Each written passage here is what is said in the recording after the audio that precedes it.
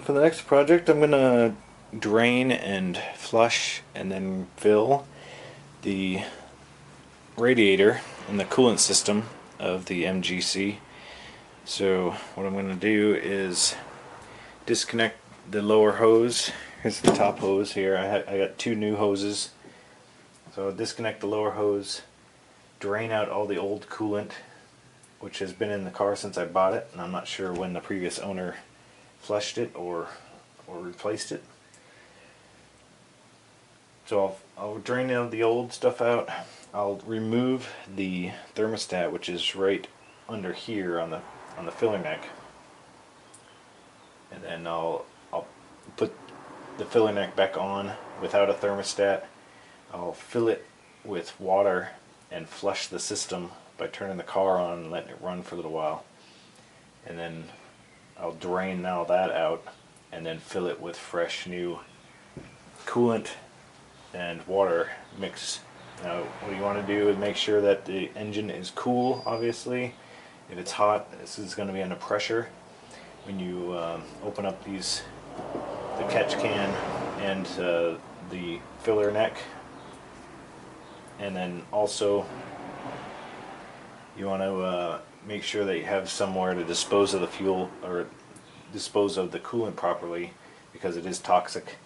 And so I'll catch it in a bin and then bring it to my auto waste recycler in the local area. Okay, so the first thing I did for the draining process, according to the service manual, is I released the pressure, which there shouldn't have been any, and there wasn't because it's cold, on the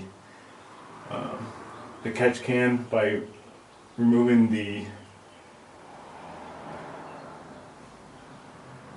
cap from both the filler neck and the catch can expansion tank. So next we have a drain plug here for the radiator, and also we can remove this lower hose and all the fluid will drain out. So obviously get some sort of a bucket or receptacle to catch it in, and then I will remove this 7/16 bolt here from the radiator.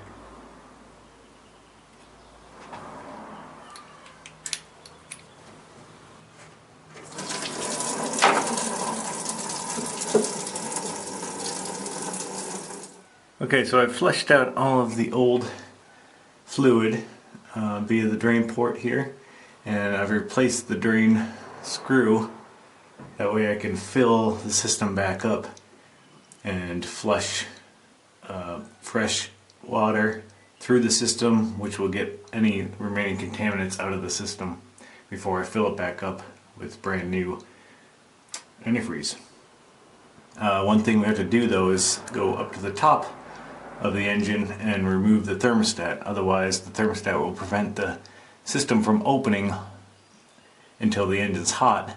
So in order to not have to wait until the engine's hot, you can remove the thermostat, and then it'll allow a free flow of fluid throughout the entire engine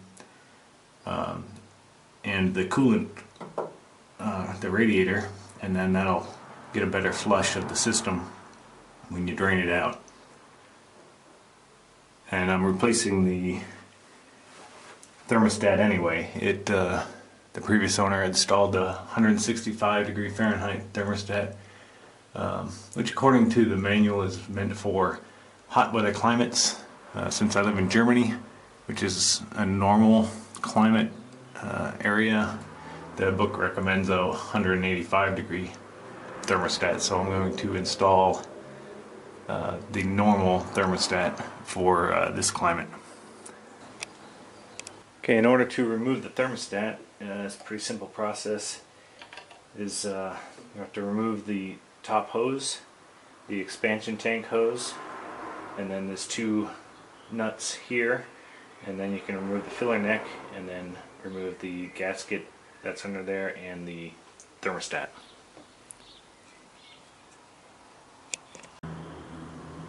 Okay, the two nuts are 9 or 1/2. So remove these two nuts here.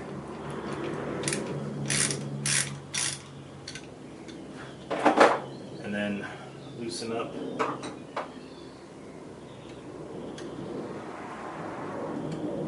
the 2 hose clamps.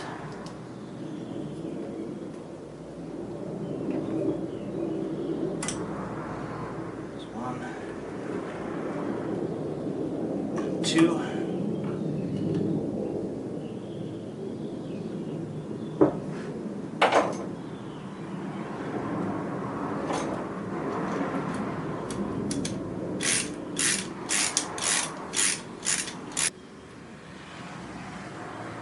Okay, flip up the washers. There's a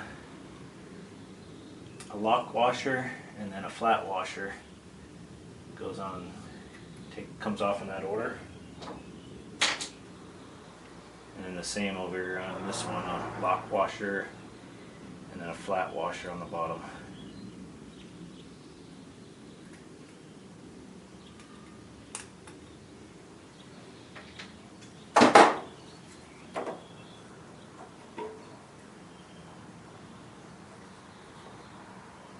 Okay, comes off. And if you can see over here, here's the unit. Obviously some crud in there, and the old gasket is still on.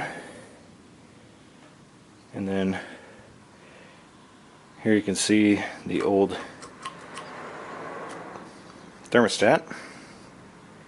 So we'll remove that. And it looks like they used RTV silicone here. I'll show you that. It looks like they used some RTV to put this back on. I'm going to use the stock gasket that should be used to replace it. So I've removed the thermostat, and now I'm going to put this back together. So I'll seat that on there without the thermostat, and then put the flat washer back with the nut and the lock washer. Do the same over on this side. Place the hoses.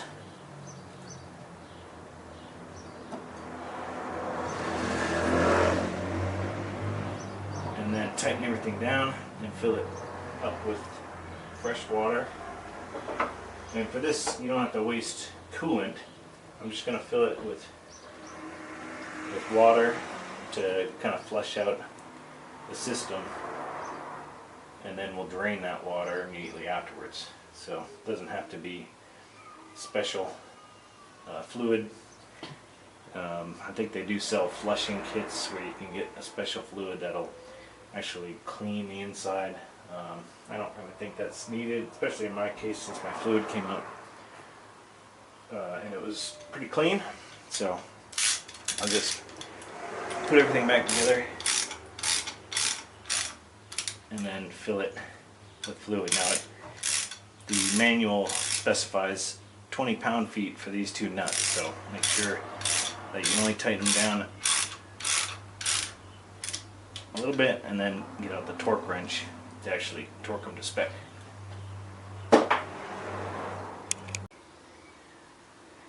Okay, so I've replaced the water in the system with fresh water, and replaced or put the caps back on for the expansion tank and the filler neck.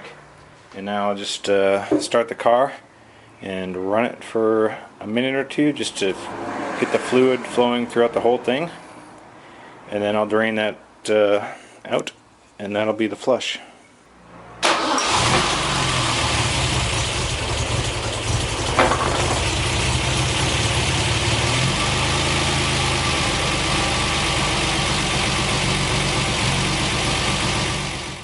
Okay, back underneath the car again, and now just kind of repeat the process that you did before. Drain out this fluid that you just flushed.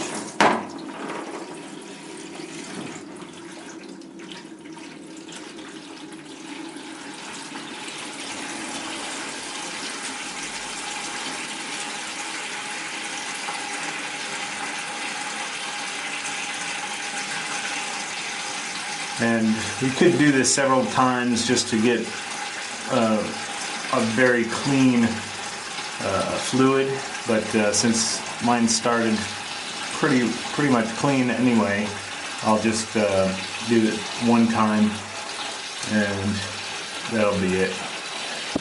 Since I bought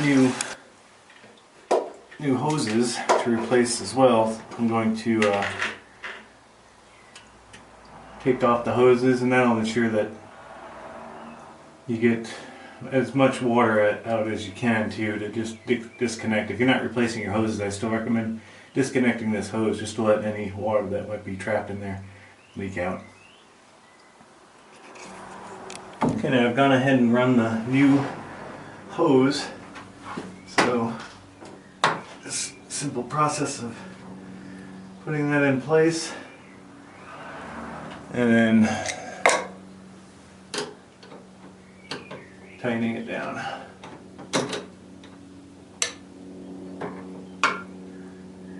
Make sure that the hose clamp gets around on the radiator and on the water pump. The outlet and inlet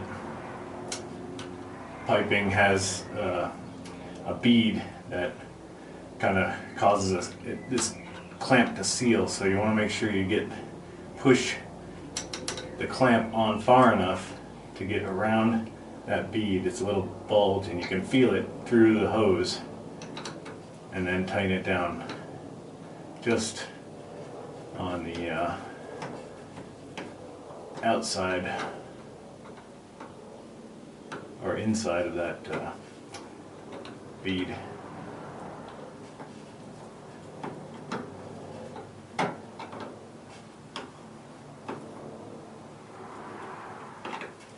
Alright. And also I did purchase a new drain plug, so these are available. So you can buy a new one, and I'll just make sure I install the new drain plug and tighten it down. And you want to make sure that you don't strip this, so don't tighten it down too much. There's no torque spec listed in the manual, but you just want to make sure that it's tight enough to seal, but not too tight that you strip it. Okay, back up on the top side again. Process is the same. Obviously, you need to put the thermostat back in, either the one that you replaced or the one that you took out if you're not getting a new one, or your new thermostat. So take the hoses off, and here I got a new hose for this top hose, so I'm going to replace that. So I'll take that completely off.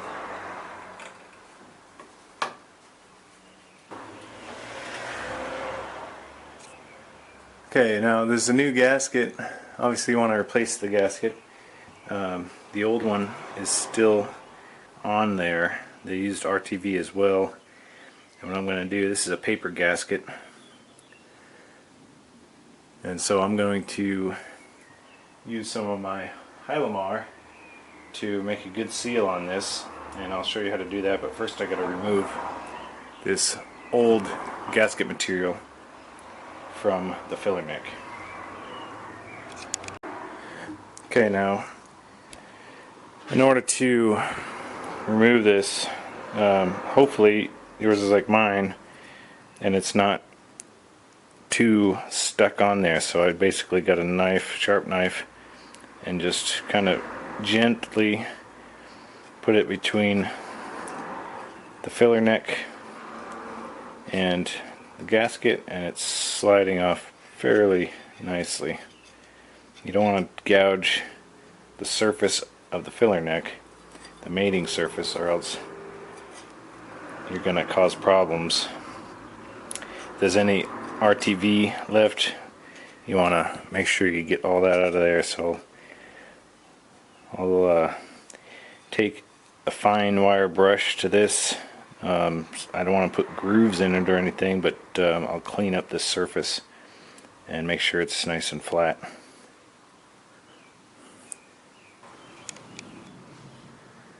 Okay, in order to drain the expansion tank, there's no drain hole on it, but the tube that fills the expansion tank also goes down to the bottom of it. So I've just connected this vacuum system up to the tube, and so I'll just pump it up and you'll evacuate the fluid that's in there. So I'll do that, and then I'll dump that, and then I'll keep doing that until all the fluid is removed from the expansion tank.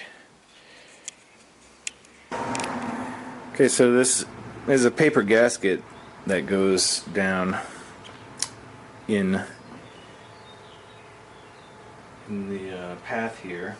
So I'm gonna put that on. First of all, I'm going to use some of the Hylamar jointer compound and kind of rub a thin layer around both sides.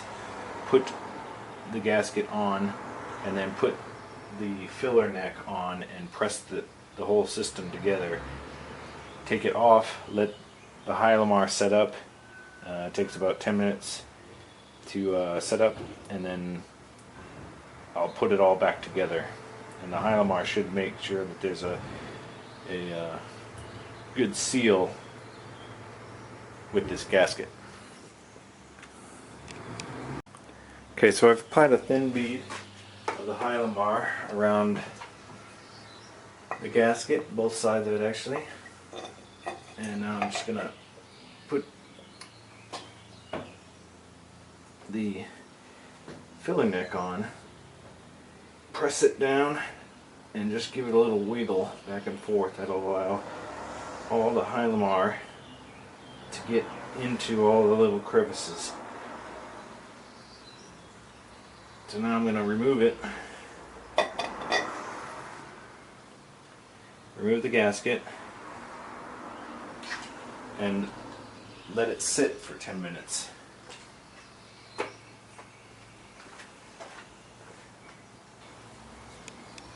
Okay, we've gotten the Hylamar 10 minutes to set up, so now make sure obviously that the thermostat's in place, and then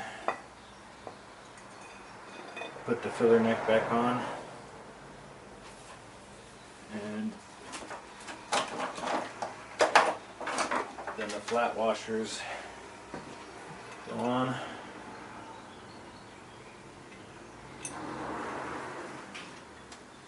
Two lock washers,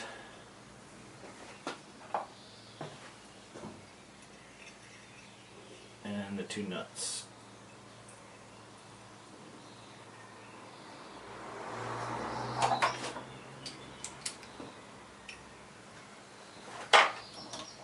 Alright, now I'm going to tighten these down and torque them to spec. Spec is 20 pound-feet.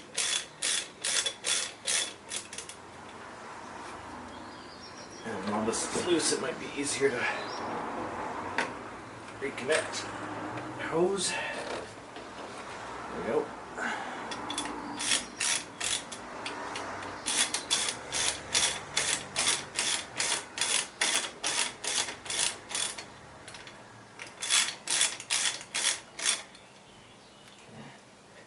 Make sure it's properly seated.